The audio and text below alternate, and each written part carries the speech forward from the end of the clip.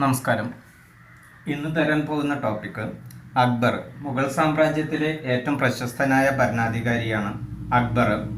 അക്ബറിന്റെ ഭരണകാലഘട്ടം എന്നുള്ളത് 1556 മുതൽ 1605 വരെ, 1556 മുതൽ 1605 വരെ. ഇനി അദ്ദേഹത്തിൻ്റെ യഥാർത്ഥ നാമമാണെങ്കിൽ ജലാലുദ്ദീൻ മുഹമ്മദ് അക്ബർ. ഒരിക്കൽ കൂടി പറയാം, അദ്ദേഹത്തിൻ്റെ യഥാർത്ഥ നാമം ജലാലുദ്ദീൻ മുഹമ്മദ് അക്ബർ. ഇനി അക്ബർ എന്ന വാക്കിനർത്ഥം എന്താ? മഹാൻ എന്നറിയപ്പെടുന്നത് അക്ബർ.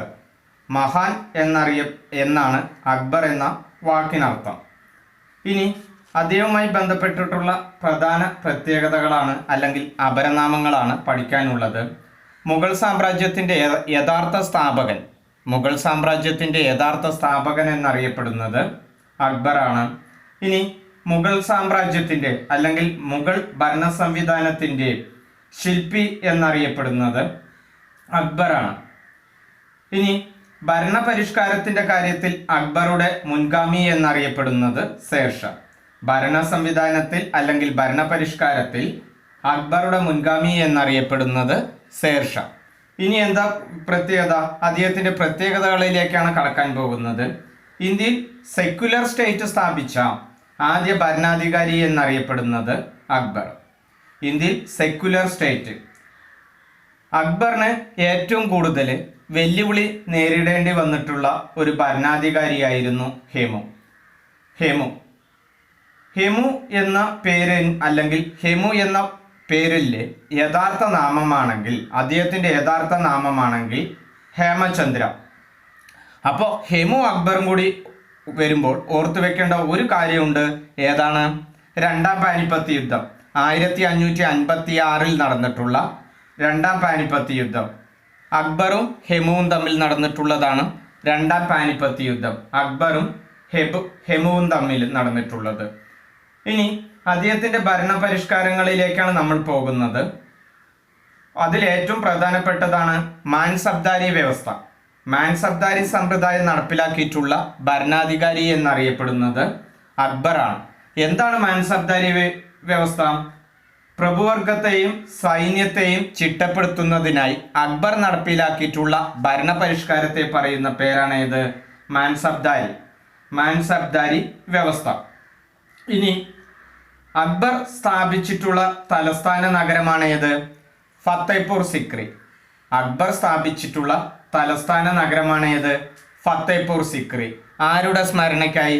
സലീം ചിസ്തി എന്ന വ്യക്തിയുടെ ആത്മീയ ഗുരുവായ സലീം ചിസ്തിയുടെ സ്മരണയ്ക്കായി അക്ബർ പണികഴിപ്പിച്ചിട്ടുള്ള മന്ദിരത്തിന് പറയുന്ന പേരാണ് എന്ത്? ഫത്തേപൂർ സിക്രി. ഫത്തേപൂർ സിക്രിയുടെ ഏറ്റവും അപരനാമം എന്താ? ചെങ്കല്ലിലെ ഇതിഹാസം എന്നറിയപ്പെടുന്നത് ഫത്തേപൂർ സിക്രി. ഫത്തേപൂർ സിക്രി പണികഴിപ്പിച്ചിട്ടുള്ള വർഷമാണെങ്കിൽ 1569 എവിടെയാണ് സ്ഥിതി ചെയ്യുന്നത്? ആഗ്രയിലാണ് സ്ഥിതി ചെയ്യുന്നത്. അപ്പോൾ ഈ ഫത്തേപൂർ സിക്രിയുടെ ഏറ്റവും വലിയ പ്രത്യേകത എന്താ? ഫത്തേപൂർ സിക്രിയുടെ പ്രവേശന കവാടം എന്നറിയപ്പെടുന്നത് ബുലന്ദ് ദർവാസ. ഫത്തേപൂർ സിക്രിയുടെ പ്രവേശന കവാടം ബുലന്ദ് ദർവാസ 1576 പണികഴിപ്പിച്ചിട്ടുള്ളതാണ്. എന്താ ബുലന്ദ് ദർവാസയുടെ പ്രത്യേകത? ഇന്ത്യയിലെ ഏറ്റവും വലിയ പ്രവേശന കവാടം എന്നറിയപ്പെടുന്നത് ബുലന്ദ് ദർവാസ. ഇനി ഗുജറാത്ത് വിജയിച്ചതിൻ്റെ ഓർമ്മയ്ക്കായി പണികഴിപ്പിച്ചിട്ടുള്ള മന്ദിരം അല്ലെങ്കിൽ സ്മാരകം എന്നറിയപ്പെടുന്നതും ഏത് തന്നെയാണ്? ബുലന്ദ് ദർവാസ. ഇനി അക്ബറുടെ പണ്ഡിത സദസ്സ് ഏറ്റവും ഇമ്പോർട്ടൻ്റ് ആണ്. അക്ബറുടെ പണ്ഡിത സദസ്സ് എന്നറിയപ്പെടുന്നത് ഏത് പേരിലാണ്? നവരത്നങ്ങളാണ്. അക്ബറുടെ പണ്ഡിത സദസ്സ് നവരത്നങ്ങളാണ്. ഈ നവരത്നങ്ങളിൽ പ്രധാനപ്പെട്ട വ്യക്തികളെ ഓർത്തു വെക്കണം. രാജാ തോഡർമാള്, താൻസൻ എന്ന പേര് കേൾക്കുമ്പോൾ എന്താ ഓർമ്മ വരേണ്ടത്? അദ്ദേഹത്തിന്റെ യഥാർത്ഥ നാമമാണ്. എന്താ യഥാർത്ഥ നാമം? രാമതാണു പാണ്ഡെ. അതാണ് ആരെ യഥാർത്ഥ നാമം? താൻസൻ. അപ്പൊ താൻസന്റെ ഗുരു ആരാ? സ്വാമി ഹരിദാസ് ആണ് താൻസന്റെ ഗുരു. ഇനി രാജാ തോഡർമാള്, അദ്ദേഹം എന്താണ്? അക്ബറുടെ സദസ്സിലെ ഏറ്റവും പണ്ഡിതനായിട്ടുള്ള റവന്യൂ മന്ത്രിയായിരുന്നു ആര്? രാജാ തോഡർമാള്. ഇനി അക്ബറുടെ സദസ്സ് അലങ്കരിച്ചിട്ടുള്ള ഏറ്റവും പ്രസിദ്ധനായ കവിയായിരുന്നു ആര്? തുളസീദാസ്. ഇനി അതിലൊരു വ്യക്തമായിട്ടുള്ള അല്ലെങ്കിൽ ഏറ്റവും വ്യക്തിപരമായി പഠിക്കാനുള്ള ഒരു പേര് കൂടിയുണ്ട്. ഏതാണ്? അക്ബറുടെ ജീവചരിത്ര ഗ്രന്ഥം അല്ലെങ്കിൽ അക്ബറിന്റെ ജീവചരിത്രം രചിച്ചിട്ടുള്ളത് ഏത് പേരിലാണ്?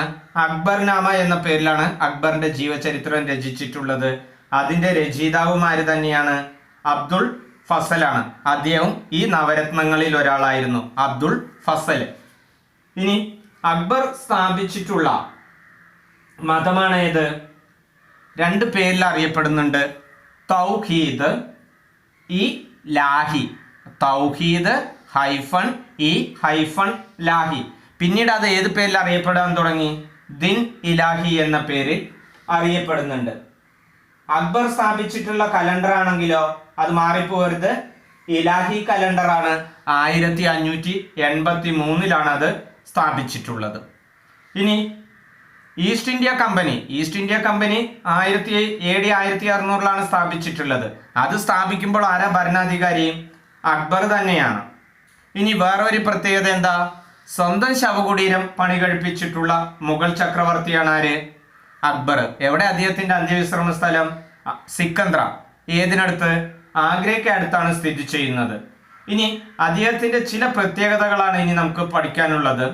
അക്ബറുടെ സദസ്സിലെ ധനകാര്യ ചുമതല വഹിച്ചിരുന്ന ഉദ്യോഗസ്ഥൻ അറിയപ്പെടുന്ന പേര് വസീർ. അത് PSC ചോദിച്ചിട്ടുള്ളതാണ്. അക്ബറുടെ സദസ്സിലെ ധനകാര്യ ഭരണത്തിന്റെ ചുമതല വഹിച്ചിട്ടുള്ള വ്യക്തിയുടെ പേര് വസീർ. ഇനി സൈന്യവുമായി ബന്ധപ്പെട്ടിട്ടുള്ള ശമ്പളം, വരവ് ചെലവുകൾ എന്നിവ കൈകാര്യം ചെയ്തിരുന്ന ആ പദവിയാണ് മിർ ബക്ഷി. ബായാണ് മിർ ബക്ഷി. ഇനി അക്ബറിന്റെ കാലഘട്ടത്തിൽ വികസിപ്പിച്ചെടുത്തിട്ടുള്ള ചിത്രകലാ രീതിക്ക് പറയുന്ന പേരാണ് കാർഗാന. ഇനി അദ്ദേഹത്തിന്റെ ഒരു വിശേഷണമാണ്, കവികൾക്കിടയിൽ ഷേക്സ്പിയർ എങ്ങനെയായിരുന്നുവോ അതുപോലെയായിരുന്നു രാജാക്കന്മാർക്കിടയിൽ അക്ബർ.